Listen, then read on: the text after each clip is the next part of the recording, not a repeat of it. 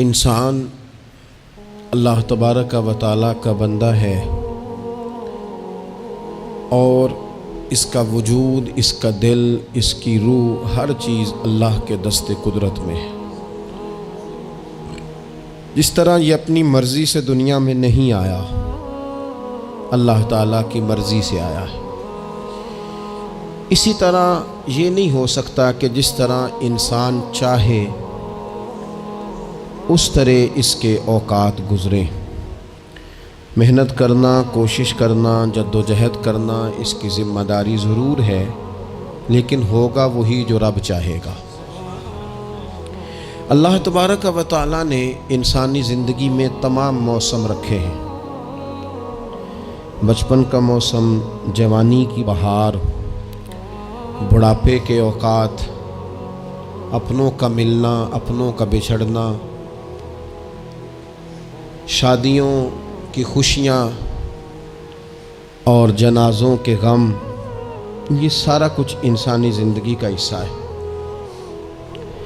لیکن انسان چونکہ طبعی طور پر کمزور ہوتا ہے،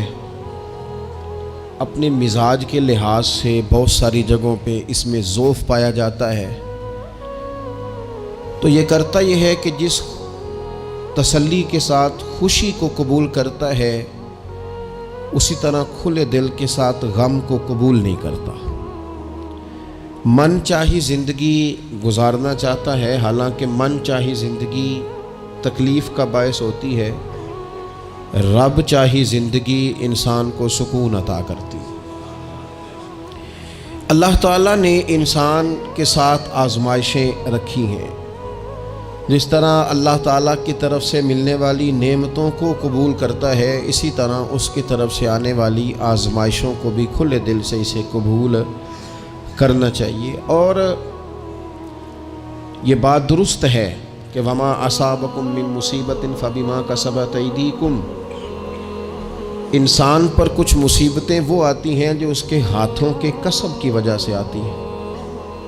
بہت ساری قوموں پر عذاب اس لیے آئے کہ انہوں نے بعض گناہ کیے تھے، لیکن یہ یاد رکھیے گا کہ عذاب ہمیشہ گناہوں کی وجہ سے نہیں آتے، تکلیفیں ہمیشہ گناہوں کی وجہ سے نہیں آتی۔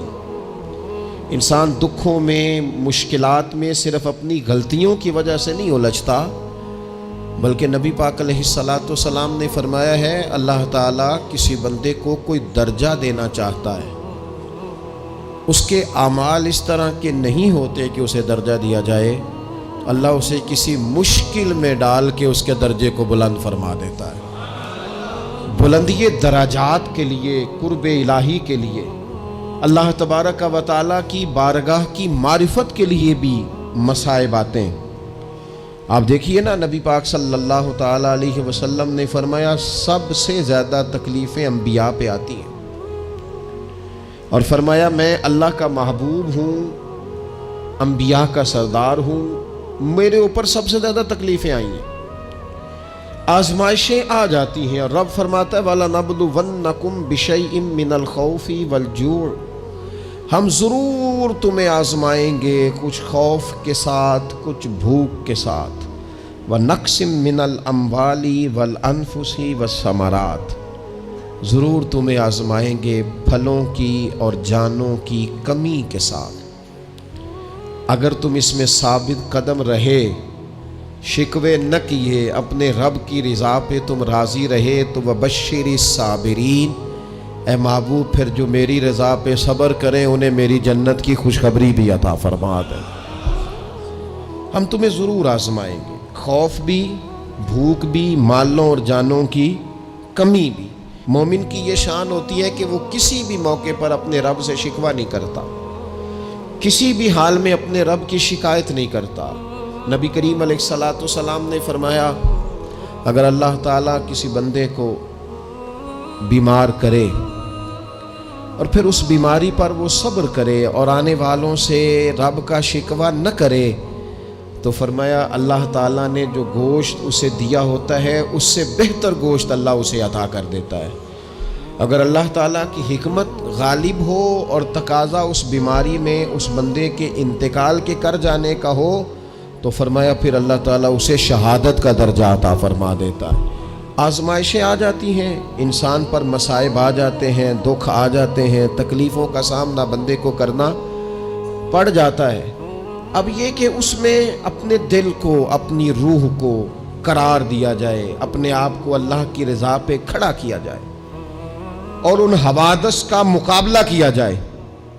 ان چیزوں کو دیکھا جائے اور یہ غور کیا جائے کہ میرا رب اگر اسی بات میں راضی ہے تو یقیناً اس میں اللہ کی کوئی خاص حکمت ہوگی۔ قحط حضرت عمر کے زمانے میں بھی آ گیا تھا،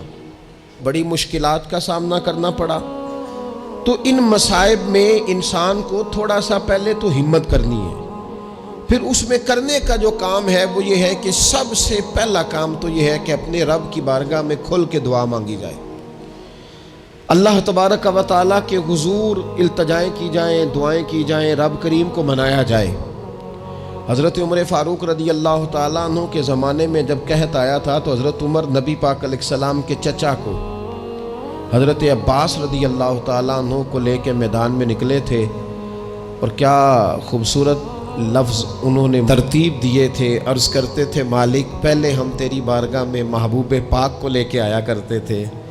آج محبوب نے ظاہری وصال کیا ہے تو تیرے محبوب کے چچا کو لے کے آئے ہیں، تو اے اللہ تو مہربانی فرما اپنے محبوب کے چچا کا صدقہ ہمیں بارش عطا فرما۔ تو بس حضرت عمر نے وہ دعا مانگی، حضرت عباس کو وسیلہ بنایا تو اللہ نے بارش عطا فرما دی۔ اچھا پھر یہ دونوں چیزیں ہمیں حدیث صحیح میں ملتی ہیں۔ ایک نوجوان نے، ایک شخص نے آ کے حضور کی بارگاہ میں عرض کی یا رسول اللہ بارش نہیں ہوتی، دعا کر دیں، تو نبی پاک نے ہاتھ اٹھائے دعا کے لیے، اتنے ہاتھ بلند کیے کہ بغلوں کی سفیدی نظر آنے لگی۔ وہ کہتے ہیں ابھی محبوب کے دستے مبارک پوری طرح چہرے پر پھرے نہیں تھے کہ اللہ نے بارش عطا کر دی۔ پھر پورا ہفتہ بارش ہوتی رہی تو لوگوں کو اب بارش کی کثرت کی وجہ سے بعض مسائل بننے لگے، تو وہ پھر حاضر ہوئے، عرض کی یا رسول اللہ دعا فرما دیں، اب تو کچھ مشکلات بڑھنے لگی ہے۔ تو حضور نے پھر ہاتھ اٹھائے کہ اے اللہ اپنا فضل نصیب فرما، مہربانی فرما، کبھی بارش کی ضرورت ہوتی ہے اور کبھی بارشوں کا کثرت سے ہونا وہ تکلیف کا باعث ہو جاتا ہے بعض جگہوں پر۔ تو کہتے ہیں پھر حضور نے دعا فرمائی، ابھی چہرے پہ ہاتھ نہیں پھیرے تھے کہ مدینہ منورہ میں بارش ختم ہو گئی۔ تو سب سے پہلا اور ضروری کام ہمارا آج مزاج بن گیا ہے کہ ہم تبصرے کرتے ہیں، سیاست کرتے ہیں، اس پر بیٹھ کر اب ایک اور دور آ گیا ہے، ویڈیو بناتے ہیں، موبائل چلاتے ہیں، جو کہ بہت بڑا امتحان ہے ہمارے لیے کہ صرف 20 منٹ موبائل کو ہاتھ نہ لگائیں، بہت بڑا امتحان ہے۔ ہو سکتا ہے بہت سارے لوگ بڑی تکلیف میں آ جائیں کہ پورے 20 منٹ گزر گئے، اس پہ ویڈیو بنائیں گے، اس پہ کومنٹس کریں گے، اس پہ یہ کام ہم کرتے ہیں۔ حالانکہ اگر کوئی ایسی مشکل آ جائے تو شریعت نے ہمیں یہ سبق دیا کہ پہلے دعا، پہلے اللہ کی بارگاہ میں حاضری۔ اکبر الہ آبادی نے کہا تھا کہ مصیبت میں بھی اب یاد خدا ہم کو نہیں آتی، دعا منہ سے نہ نکلی، جیبوں سے عرضیاں ہی نکلی۔ ہم محکموں میں درخواستیں دیتے ہیں لیکن دعا کی طرف بڑھتے بڑا خوبصورت کام ہے۔ سب سے پہلے تو یہ کریں کہ وہ جو ہمارے بھائی تکلیف میں ہیں، مجبوری میں ہیں، ان کے لیے اپنے رب کی بارگاہ میں عرض کریں کہ مالک، قدرتوں کا مالک تو تو ہے، ہر چیز تو تیرے دست کرم میں ہے، اور تو کریم اتنا ہے کہ بندوں پہ تو غضب نہیں زیادہ فرماتا، رحمت ہی زیادہ فرماتا ہے، اور تیری رحمت تیرے غضب پر غلبہ رکھتی ہے۔